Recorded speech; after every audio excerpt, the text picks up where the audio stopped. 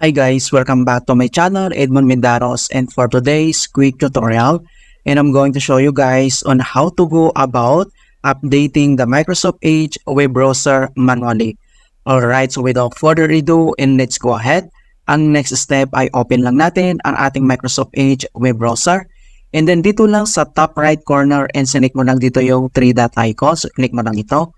And then next ay scroll ka lang pababa and then select mo lang dito yung help and feedback. Okay, so dito sa help and feedback, and then pop-up ito mga kaibigan, kailangan mo nang i-select dito yung about Microsoft Edge. So click mo lang ito. And then makikita mo dito na checking for updates. Ayan, so napakabilis lang talaga na mag-update yung Microsoft Edge. So makikita mo dito yung about and then yung newest version ng Microsoft Edge na 120.0.2210.49.